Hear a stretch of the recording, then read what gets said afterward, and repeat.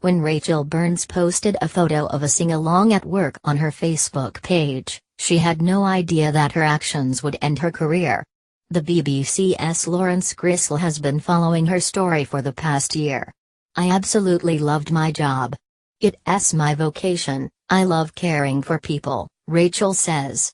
For 21 years, until December 2015, Rachel worked at Park Hall, a residential care home for elderly people and vulnerable adults in Reigate, Surrey. She started there as care assistant, and worked her way up. She'd been the manager for the last 8 years. There were always activities going on. "I wanted the clients to have a decent quality of life." One of the activities that Rachel organized for the residents at Park Hall was a regular music night, every Friday. "We'd put flowers on the tables," Rachel says.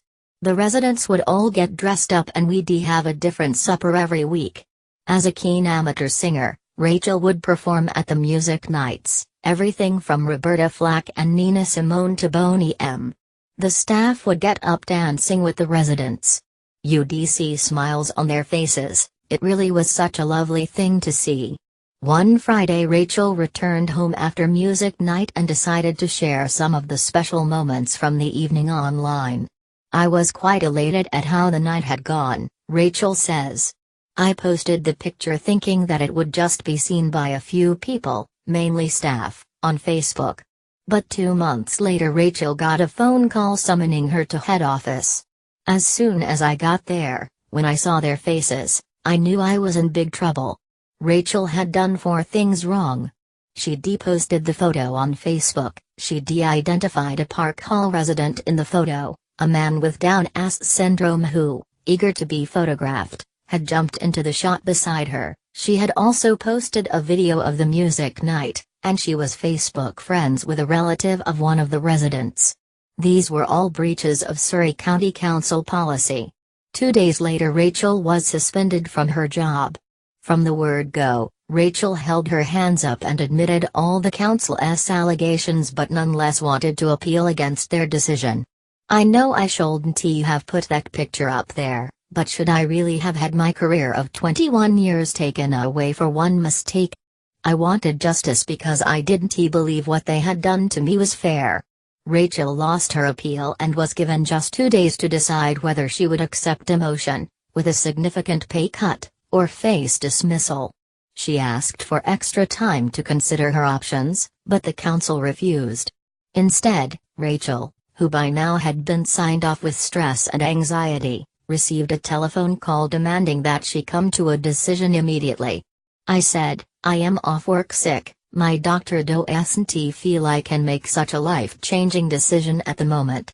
But Rachel was told if she didn't accept the demotion she would be dismissed from her £45,000 a year job, with immediate effect. "I got a letter the next day which said, 'I am sorry you have decided to accept dismissal.' And that was it." Claire Pooley's brother is the Park Hall resident in the photo that Rachel posted on Facebook. Claire says her brother loves to be the center of attention and loves to share photographs of himself with the rest of his family. The Friday music nights were the highlight of his week. "He loves singing and dancing," Claire says. "Rachel and the guys allowed him to just blossom on a Friday evening. The moment we walked in the door we knew Park Hall was a special place," Claire's husband Graham continues. "The atmosphere, the culture and the behavior, people were happy there and had a lot of stimulation." The couple say that the Park Hall staff always encouraged Claire's brother to get up and sing at the music nights. He would practice and get ready for it, although he sang the same 3 songs every week, Graham says. "We loved watching him, it brought him alive, it was wonderful." Neither Claire nor Graham feel that Rachel should have been fired for posting the photo of Claire's brother. "None of us had a problem with it, gross misconduct or not," Claire says. After 21 years, is it appropriate to sack the manageress who has created a culture and environment at this special home in the way that they have? Asks Graham. The answer is no, it's not. It's autumn 2016 and Rachel has decided to take Surrey County Council to an employment tribunal for unfair dismissal. They have to understand that this is my life that we're talking about here, she says. I want my career back. A preliminary hearing date is set for early November. But she can't afford any formal legal representation and so is planning to face the council's barristers with only the help of her close friend, the Reverend David Walford, a retired healthcare chaplain who has never done anything like this before and admits he's out of his comfort zone. I am very happy to stand up in front of people, David says. What I am not sure of is facing people who have had a lifetime's career in legal work. David was at Park Hall on the evening that the photo was taken. Like Rachel, he's a singer and would perform at the Friday night music shows.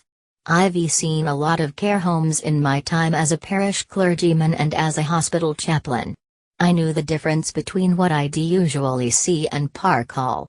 Care with love, not care out of duty, that's what Rachel was giving. The thought that Rachel was being taken out of that actually brought me to tears. To make matters worse, Rachel's husband Gary is very unwell. He's had the brain tumor for 4 years, Rachel says. He was very healthy, but he walks with a stick now. Not only is Gary unable to work, but without a reference Rachel can't find a new job. She and Gary are racking up huge debts living off their credit cards, but she hopes her money worries will be sorted out once the case is resolved, with any luck out of court. 2 weeks before the date of the preliminary hearing, Rachel is doing an unpaid gig at a local pub. She's on stage singing Stuck in the Middle with You by Stealers Wheel and urging the punters to get up on the dance floor. It's just so much stress, it's crazy, Rachel says later, which is why nights like this are brilliant, just to let off some steam. The day of the preliminary hearing in Croydon arrives. Rachel, who always believed the case would be settled out of court, says she never thought in a million years it would come to this. She's nervous. I've got to stand up against one of Surrey's senior solicitors to defend myself when I made one mistake in a 21-year career. They have crucified me. The judge sets a date for a full hearing, but it is 7 months away, at the start of June. Then, out of the blue, towards the end of December, Rachel receives a settlement offer from the council. For a couple of days, she considers accepting the £7,500, before having a change of heart. It was a joke, an absolute joke, Rachel says. And it's not even about money now, it's about showing them for what they are. With the case dragging on, Rachel is really feeling the strain. She is anxious and depressed. So much is at stake. By now, she and Gary are in dire straits. Their debts are mounting, and they're 7 months in arrears with the rent on the house in Reigate that they share with their border collie, Bramble. We are scraping pennies, literally pennies, she says. It's never ending, it never goes away. All I did was put up a picture of a client enjoying their life in the care home that I loved working in, she says, beginning to cry. By June 2017 the couple are at breaking point. They have no money in the bank and no savings to fall back on. Rachel is fearful that they're going to lose everything, including the roof over their heads. It just goes to show that when you think you have everything it can be snatched away from you just like that, for one mistake, she says. The trial is taking its toll on David, too. He's exhausted. This case has just become monstrous, he says. 2 days before the tribunal is due to start, Rachel decides that she's packing it in, she can't go on. Her husband Gary pleads with her for almost 3 hours not to walk away now. This isn't the first time Rachel's doubted the wisdom of continuing with the case. This case has destroyed her, Gary explains. She has no confidence anymore, she doesn't sleep anymore, we argue much more now. It's been disastrous. I've had to watch my wife slowly falling apart, because of what they've done to her. Finally, in early June, in a run-down corner of West Croydon, Rachel's employment tribunal gets underway. She has given evidence and a number of witnesses have spoken and been questioned. But 2 days into the proceedings the judge has to adjourn the hearing when Rachel becomes very distressed. It just got too much, she says. I thought, You've broken me to the point where I don't have the self-esteem at the moment to go back into management. And it's such a shame. I said I was sorry. I told the judges the absolute truth. The case finally concludes but without any decision. Rachel will have to wait another 7 weeks for an answer. It's the beginning of August 2017, nearly 20 months since Rachel was first suspended from her job, and she has some exciting news. I won. Oh, my God, I won. The court has upheld her claim of unfair dismissal. The judge decides that Surrey County Council's decision to demote Rachel was within the band of reasonable responses, given that she admitted the allegations against her. But she concludes that the timescale the council gave Rachel to decide whether she would accept redeployment or face dismissal, just 2 working days, wasn't long enough. This procedural aspect, she says, was a fundamental flaw. Justice has prevailed. Rachel says, "It's amazing that if you believe in something and you know your worth, you just keep going.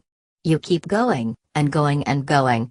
But Rachel will have to return to the Employment Tribunal on 13th of November for a remedy hearing at which the court will decide how much she should be given in compensation. She has no idea how much that's likely to be, but fears that the sum will be reduced because she admitted the allegations against her.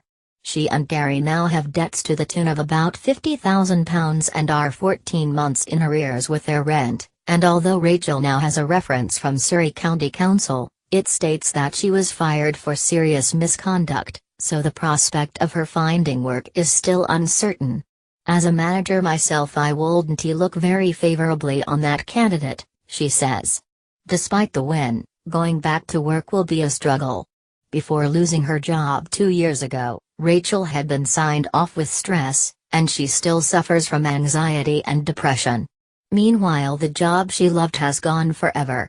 Park Hall closed its doors on 30th of June as part of Surrey County Council's plans to shut down all 6 care homes it owned and ran. The residents were rehomed. "I really loved Park Hall," Rachel says. "It was like a family to me more than going to work." More from the Untold text by Sarah McDermott, photographs by Phil Coombs. Join the conversation. Find us on Facebook, Instagram, Snapchat, and Twitter.